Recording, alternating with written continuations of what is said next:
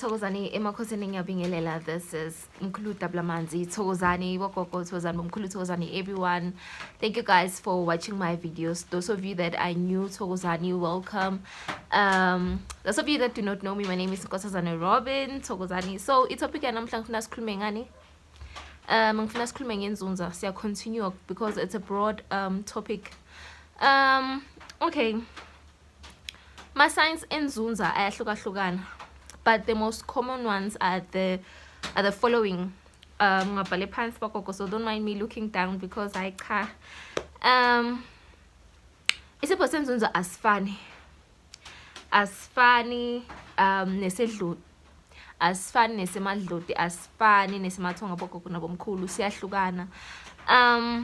Okay, Inzunza inendlela yayo, and then indlela yakhona ihamba so bogogo. Inzunza inema instructions, and ama instructions akhona you need to follow them in order for le gift yakho ukuthi ibhoboke. Inzunza itokutshela ukuthi ugqoka kanjani, itokutshela ikhala lefanele uhlale uyigqokile, especially tukwethi impahla takho. And then number 2, Inzunza itokutshela ukuthi ifuna maybe say indumba yayo ukuthi ibe njani. Inzunza itokutshela ukuthi ifuna ikamero lakho libe njani, ikhala yakhona more specific, like specifically like ikhala, I can say mostly white. Asifocus to white. Yahlukahlukana bogogo, angakuthi yakho ingakhuluma ithi ifuna lekhala lenjani, but asibekiseni ukuthi ithi ifuna timahla uhlale ugcoke timahla letimhlophe, or more like ikhala lefane idominate tukwethi impahla takho ikhala lemhlophe. And then nase kamereni lakho ikhala lefane idominate ikhala lemhlophe.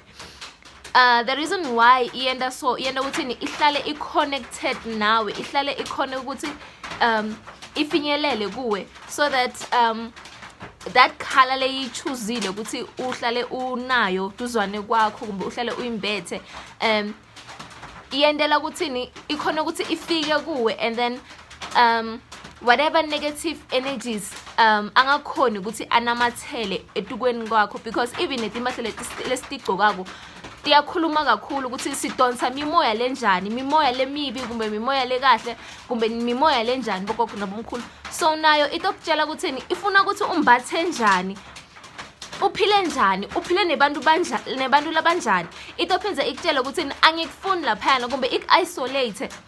And there's a reason why ienda njalo bogogo nabomkhulu. So you need to listen, you need to pay attention. You need to pay attention. You need to follow instructions, because Inzunza kakhulu inema instructions bogogo. And then another thing is that Inzunza, because it's a broad topic bogogo, kuna la kufinyelela khona na uhamba nalo moya lona. Lo moya lona I'm sorry lo moya lo uyakhona ukuthi ukutshela ukuthi ukufuna enzaweni thize ngesikhathi lesithize, ene utanabani kumbe awuti nabani. Sometimes, most of the time ikufuna wedwana. Kunesikhathi la uhambe kuleli hambo la ifike ikutshela ukuthi namuhla uyatsingakala emfuleni kumbe you are needed elwandle. Hamba ugqoke so, uphathe khandlela leli so. Those are the things that you need to follow bogogo nabomkhulu. Don't do your own thing. Lalela kuthini lo moya uthini kuwe, ukhuluma njani nawe, because lo moya lo uhlukile kakhulu. So if utolandzelela bogogo labanye kumbe bomkhulu labanye, usatohlupheka because isebenza ngema instructions, ifuna umuntu olalelako, ayifuni umuntu lo landzela tindota labanye bantu labuka ukuthi lo munye gogo uyena njani in terms of inzunza yakhe kumbe in nani. So lalela moya ukuthi uthini bogogo nabomkhulu, lalela ukuthi inzunza yakho ithini kuwe, because akufani, I don't want to lie, akufani.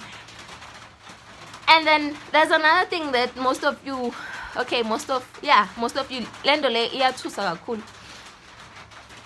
So ngiyendeka ephusheni nakho bakukhomba ukuthi bakufuna emandini and then batokuthatha. Kuyahlukana bogogo nabomkhulu, like don't dwell on that fear yokuthi bayongithatha ngiyendeka ngabuyi, what if ngitofa yendakalani, like yo I'm scared nani. No bogogo nabomkhulu, letinto leti tiyahlukana because Inzunza iyakhona ukukuthatha ulele bogogo, iyakhona ukukuthatha ulele ihambe iyoyenda tindo tayo kuwe letifunekalako, tindo letokuphilisa letophakamisa lo moya.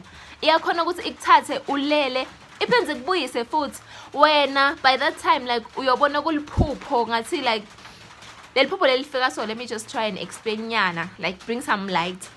Okay, angafika esigogwakho kumbe your mom, say someone that has passed away, someone you are very close to, someone that you trust or you trusted bogogo nabomkhulu. So angafika, maybe afika kokota hlele nawo nqoqo bese athi asambe somewhere yabo. Nawe utomlandzela, trust me, utomlandzela nize niyofika khona la fanele nifika khona bogogo nabomkhulu, and then you gotta see everything but not all. Let me say utokubona konke but now uvuka ungeke ukukhumbule konke kahle. So ntohamba niyofika lapha emandini bakwende lefane bakenda kona bese aphinze akubuyise uyovuka embedeni umandi ubone ukuthi hayi man ngibuye emandini ngoba uvuka right nje, but there's that thing inside of you, no man no ngiyala bengisemandini. So Inzunza isebenza ngetindlela letihlukahlukene. You need to follow instructions bogogo nabomkhulu. Yekelani kulandzelela bogogo ukuthi bogogo nabomkhulu abanye ukuthi bayenda njani, because you don't know ukuthi isigaba sabo sihambe safinyelela kuphi kumbe let me say even in my levels, let me just put it like that, my levels akho naye awafani. My levels bogogo yena uthothi sondlulile lapho wena, then you're trying to act as though you are there, and while you're not there awukho lapho, usasemncane usafanele ufunze. So it's le topic lena itse kakhulu bogogo nomkhulu, ngicela kuyikhathalana namuhla. Thokozani bogogo, thokozani momkhulu, ndawuwe makhosi.